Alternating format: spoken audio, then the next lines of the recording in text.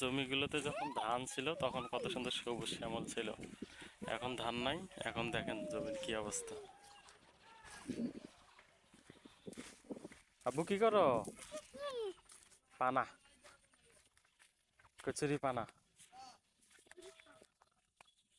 আমরা যখন বড় ছিলাম আগে, মানে ছোট ছিলাম, এইসবে যখন পানি হইতো এরকম কলা গাছের ভেলা বানিয়ে সারাদিন ঘুরতাম পানিতে, আর আব্বুর বকা খাইতাম। তুমি কলা গাছের ভেলা বানাবা? হুম, এবারটা উপর দিয়ে হাঁটি যাও। না কেন? না যাও। না।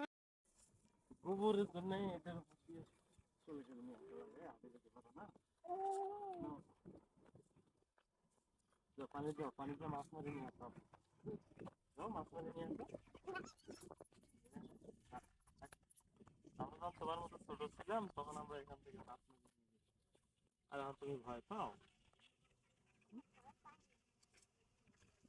বড় বড় সাথে আসছিলাম।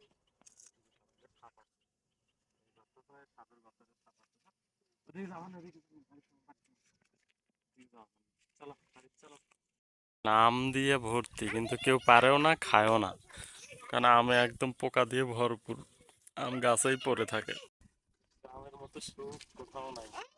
একটু বাইরে আসলে কত সুন্দর ঠান্ডা বাতাস, সেই শান্তি। চলো আব্বু, বাসায় যাই, এখন অনেক বাতাস খাইছি। শাক খাইতে মনে চাইলে এই যে জমিতে দেখেন শাক উঠাইতেছে, নগদে টাটকা টাটকা শাক নিয়ে যায়, খাওয়া যায়। মানুষও শাক খায়, এখানে গরুও শাক খায়। আরে গাটা মুছে দে।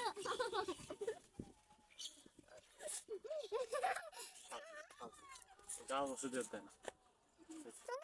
দেখছেন গাছের কাঁঠাল, কত বড় বড় কাঁঠাল, পুরো গাছ ভর্তি কাঁঠাল।